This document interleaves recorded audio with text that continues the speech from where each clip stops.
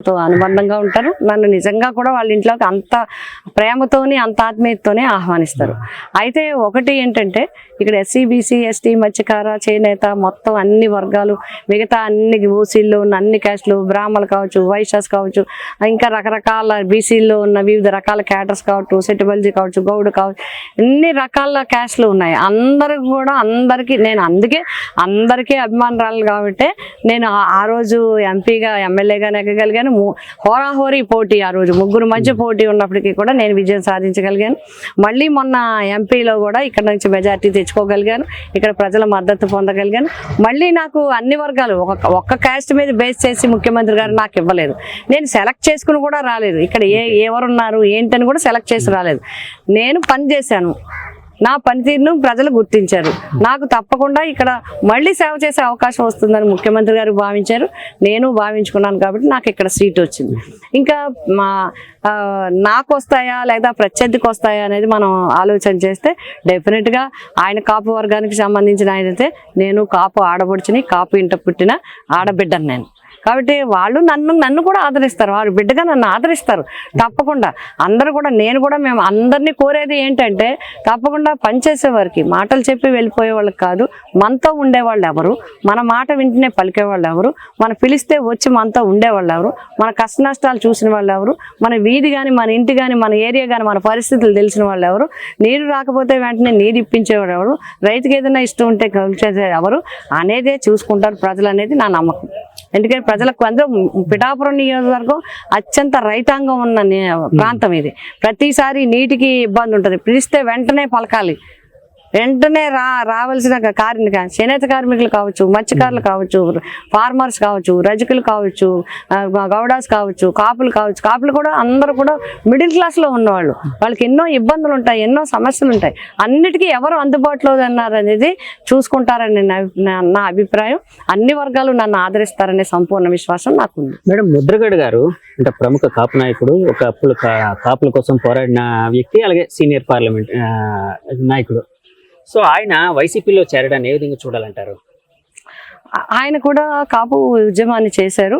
అయితే ముఖ్యంగా ఆయన చూసింది మిగతా పార్టీలని. ఆయన ఎందుకంటే చాలా పెద్ద వ్యక్తి, చాలా ఆలోచన చేయగల వ్యక్తి, అన్నింటినీ అంచనా చేయగల వ్యక్తి. ఆయన చాలా సీనియర్ నాయకుడు.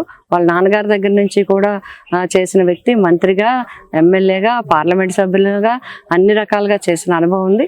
ముఖ్యంగా ముఖ్యమంత్రి గారు పేద వర్గాలకి చేస్తున్న విషయాలను చూసి అందులో ఎవరైతే 45 సంవత్సరాల నుంచి 60 సంవత్సరాల్లో ఉన్నారు, ఓసీ వర్గాలకి సంబంధించిన వాళ్ళు కానీ, బీసీ వర్గాలకి సంబంధించిన వాళ్ళు కానీ, వాళ్ళందరికీ కూడా మహిళలకి 45 to 60 వాళ్ళందరికీ కూడా మహిళలకి ఆర్థికంగా ఆదుకోవటం అనేది ఆయన బాగా ఆకర్షించి ఉంటుందనేది నా విశ్వాసం. మేడం, కానీ నేను విన్నది ఏంటంటే ముద్రగడ గారికి ఫస్ట్ నుంచి వైఎస్ గారితో ఒక అద్భుతమైన అనుబంధం కానీ, జగన్ గారితో అద్భుతమైన అనుబంధం కానీ ఉందని విన్నాను.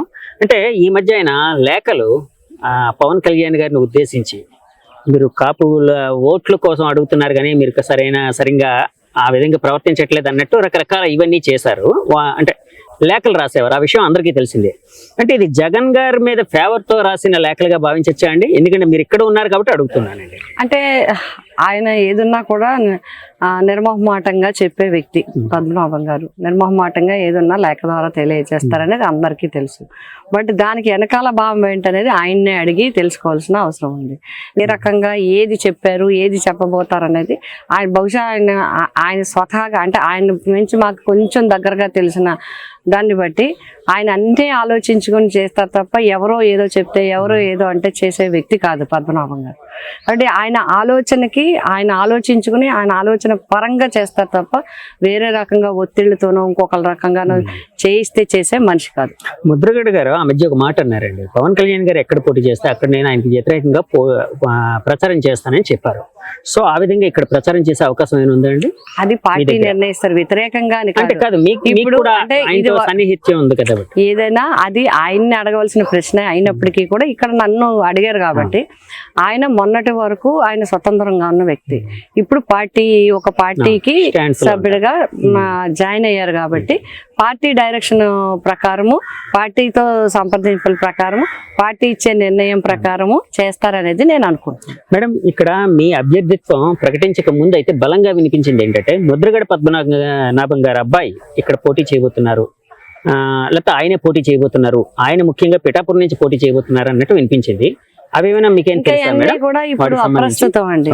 ఎందుకు అంటే ఒక టికెట్ అనౌన్స్ చేయకముందు చాలా మంది చాలా ఒక్కొక్క టికెట్ కి ఒక్కొక్క ప్లేస్ కి 3-4 కూడా ఆప్షన్ పెట్టుకుంటారు, లేదా ఒక్కొక్కరు ఒక్కొక్క దగ్గర పోటీ చేయాలనుకుంటారు. మరి ఇప్పుడైతే పరిస్థితి అయితే ఇప్పుడు నన్ను అనౌన్స్ చేశారు, ఆల్రెడీ నేను స్టార్ట్ చేసుకున్నాను.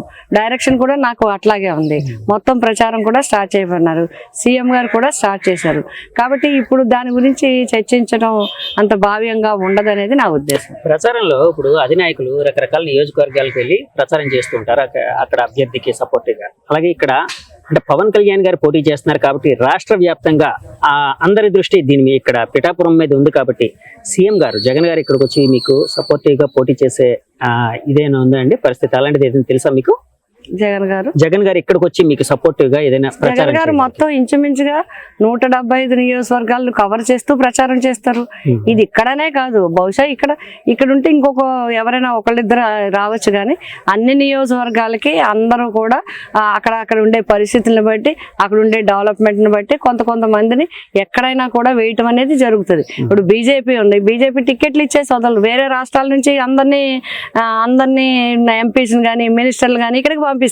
అట్లాగే తెలుగుదేశం ఉంటే వేరే జిల్లాల నుంచి ఇక్కడికి పంపిస్తారు. ఇది పార్టీ పరంగా సంస్థాగత పరంగా జరిగేవి.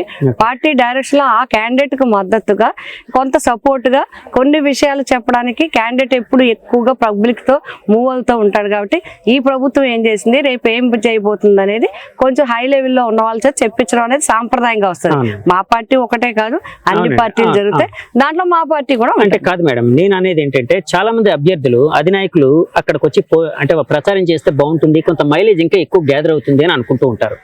ఇక్కడ జగన్ గారు వచ్చే ప్రచారం చేస్తే వెల్ అండ్ గుడ్, అంటే ఎవరైనా అదే కోరుకుంటారు. ఒకవేళ రాకపోయినా కూడా మీరు గెలుస్తారు అనే నమ్మకం అయితే మీకు ఉందా మేడం? ఇప్పుడు మాకు ఇప్పుడు రేపు 21 నుంచి జరుగుతుంది.